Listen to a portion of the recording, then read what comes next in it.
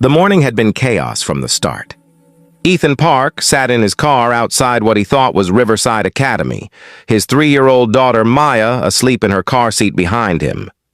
He'd been up since 4 a.m. handling a crisis with his company's European division, and now, at 8:15 a.m., he was running late for Maya's first day at her new preschool. At 36, Ethan had built Park Technologies into one of the most successful software companies in the Pacific Northwest. He'd achieved everything he'd set out to achieve professionally. But personally, life had been harder. Maya's mother, his wife of 5 years, had left when Maya was 6 months old. Decided motherhood wasn't for her. Decided being married to a workaholic CEO wasn't what she wanted. She'd walked away and never looked back. Since then, it had been just Ethan and Maya. And while he tried his best, he was constantly aware that his best often wasn't enough. He worked too much. He was always distracted. He'd gone through 4 nannies in 2 years because he was demanding and difficult, and Maya was spirited and strong-willed. This new preschool was supposed to be a fresh start. A place where Maya could socialize, learn, thrive. Except Ethan had been so focused on his work crisis that he'd grabbed the wrong address from his desk. He was at Sunshine Learning Center instead of Riverside Academy, and he didn't realize his mistake. He lifted Maya from her car seat, and she woke with a whimper. She was small for her age, with dark hair like his and her mother's light brown eyes. She'd been up late the night before, nervous about starting school, and now she was tired and cranky. "Come on, sweetheart. Let's get you inside." "Don't want to go," Maya mumbled against his shoulder. "I know, baby, but it's going to be fun. You'll make friends and play and learn." Inside, the school was bright and cheerful, with colorful decorations and the sound of children's laughter from nearby rooms. Ethan approached the front desk, where a woman in her 50s looked up with a smile. "Good morning. How can I help you?" "I'm Ethan Park. This is Maya. It's her first day." The woman consulted her computer, frowning slightly. "I don't see a Maya Park on our enrollment list for today." Ethan felt a spike of irritation. He'd paid the enrollment fees weeks ago. There must be a mistake. "Can you check again?" The woman did, then shook her head. "I'm sorry, sir. We don't have a registration for Maya Park. Are you sure you have the right school?" "Of course I'm sure." Ethan stopped, a horrible suspicion forming. He pulled out his phone and checked the address he'd saved. Then he checked the address on the building. They didn't match. "Oh, God," he said quietly. "I'm at the wrong school." The woman's expression softened with sympathy. "These things happen. Where were you supposed to be?" "Riverside Academy. It's on the other side of town."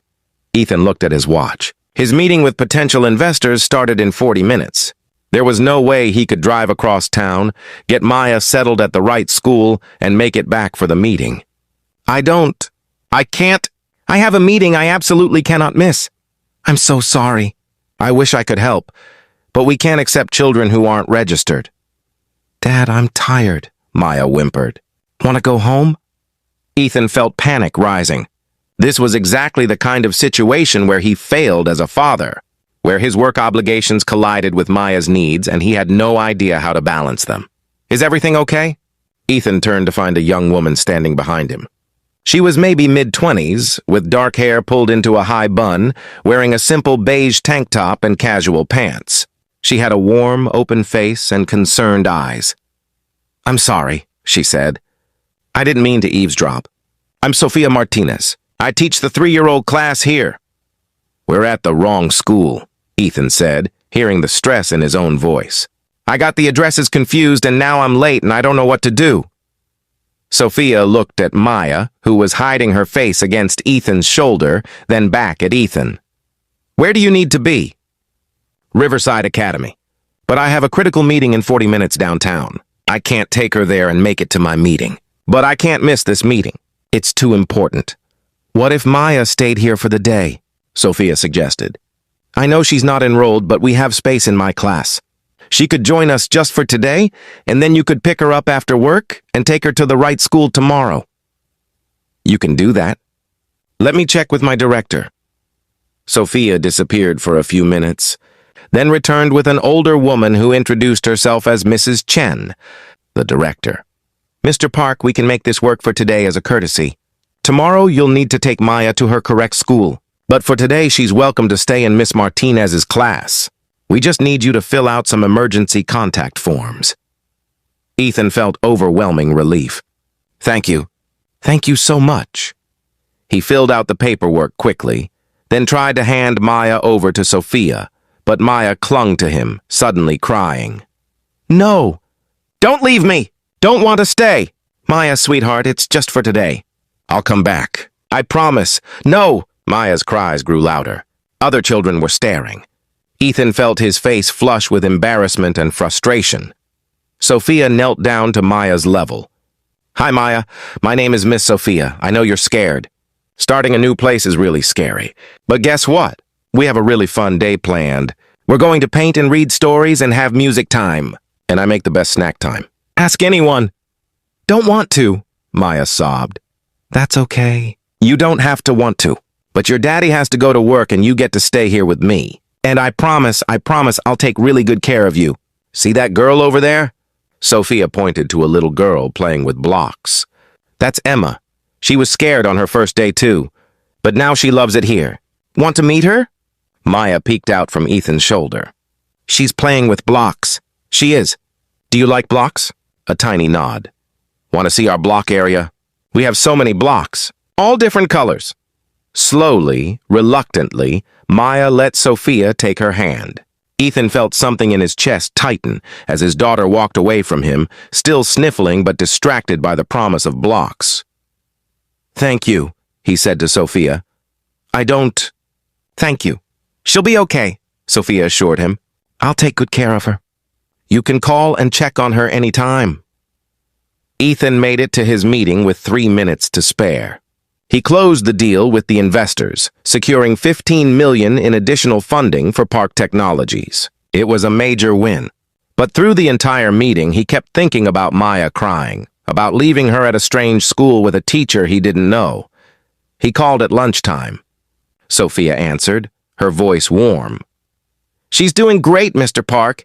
She cried for about 10 minutes after you left, then Emma showed her the blocks and she was fine. She painted a picture this morning, had a good lunch, and she's napping right now." "She's really okay?" "She's really okay. She's a sweet girl. A little shy, but she's warming up. Can I pick her up early? I'm done with my meetings by 3. "Of course. Pickup is any time after 3 p.m. Ethan arrived at 3:15 to find Sophia's classroom filled with afternoon light.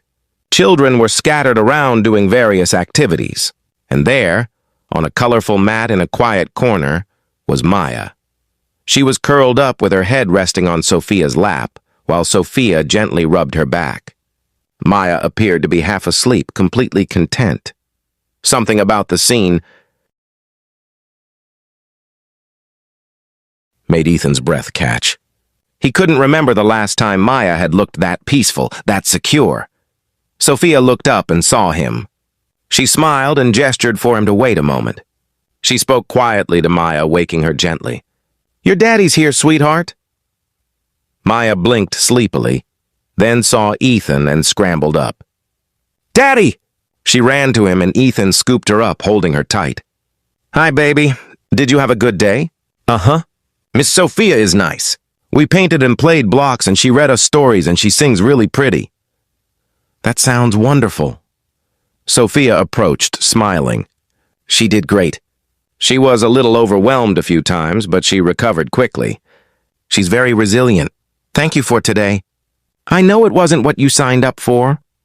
"It was my pleasure." "Maya's a delight." Sophia handed him a folder. "I sent home her artwork from today. And Mr. Park, when you take her to Riverside tomorrow, you might want to mention that she does better with transitions if she has something familiar with her. A stuffed animal or a blanket. Something from home." Ethan realized he hadn't thought of that. Hadn't thought of a lot of things, apparently. "That's good advice. Thank you." That night, as Ethan put Maya to bed, she talked non-stop about Miss Sophia and her day at school. About Emma and the blocks and the songs they sang. She was more animated than she'd been in months. "Can I go back tomorrow?" she asked as Ethan tucked her in. You're supposed to go to a different school, remember? Riverside Academy. Maya's face fell. But I like Miss Sophia's school. I know, sweetheart. But Miss Sophia's school was just for today. Riverside is where you're really enrolled. Don't want to go to Riverside. Want to stay with Miss Sophia? Ethan felt torn. He'd spent weeks researching preschools, had chosen Riverside for its academic reputation and structured curriculum.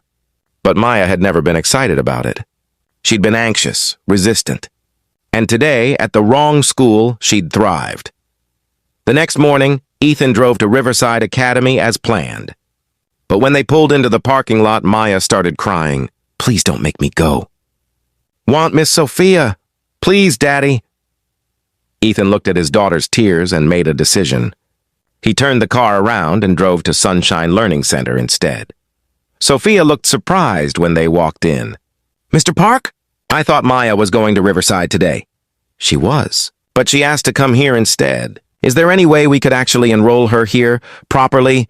I know I should have made an appointment or called ahead, but let me get Mrs. Chen. 20 minutes later, the paperwork was done.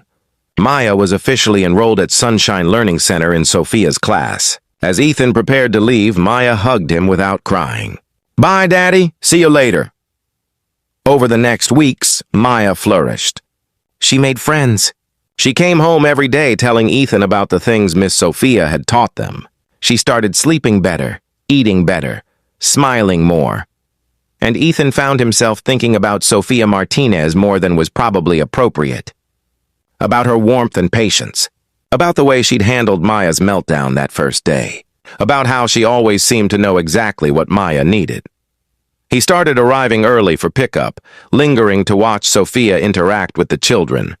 She was a natural teacher, attentive and creative, and genuinely invested in her students.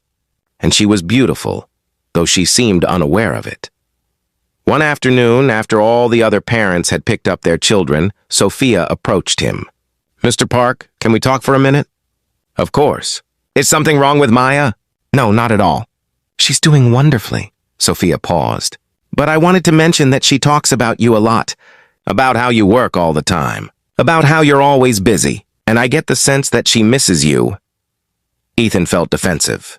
I'm doing my best. Single parenting isn't easy. I know.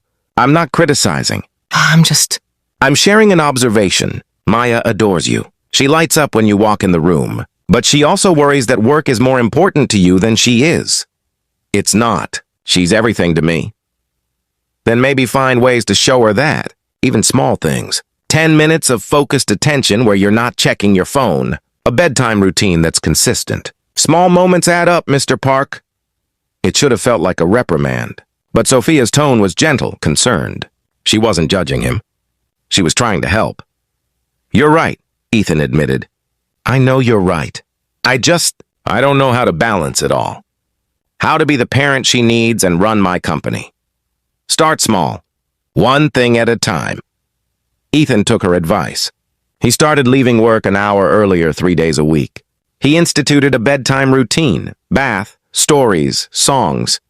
He put his phone away during dinner. And Maya blossomed even more, becoming more confident, more affectionate, more secure. 2 months after that chaotic first day, Ethan asked Sophia if he could take her to coffee as a thank you, just to show his appreciation for everything she'd done for Maya. Sophia hesitated. Mr. Park, I appreciate the offer, but I should probably decline. You're a parent of one of my students. It could be complicated. What if it's not about you being Maya's teacher? What if it's about me wanting to get to know you better? Sophia looked at him, surprised. You want to get to know me? Very much. These past 2 months, watching you with Maya, talking to you about parenting strategies, I've realized you're someone I want in my life. Not just as Maya's teacher, but as more. Mr. Park, Ethan, please call me Ethan. Sophia smiled. Ethan, I'm 25. You're a CEO. We're from completely different worlds. You're a dedicated teacher who genuinely cares about her students. I'm a father who's trying to do right by his daughter. Those worlds don't seem that different to me. They went to coffee, then to dinner. Then to weekend outings where Sophia joined Ethan and Maya at the park, or the zoo, or the children's museum. Maya was thrilled to have Miss Sophia in her life outside of school, too. 6 months after that first day, Sophia officially became more than Maya's teacher. She became Ethan's girlfriend, his partner, the woman who'd accidentally walked into their lives when Ethan had made the wrong turn. A year later, Ethan proposed. He did it at Sunshine Learning Center after school hours with Maya's help. They decorated Sophia's classroom with flowers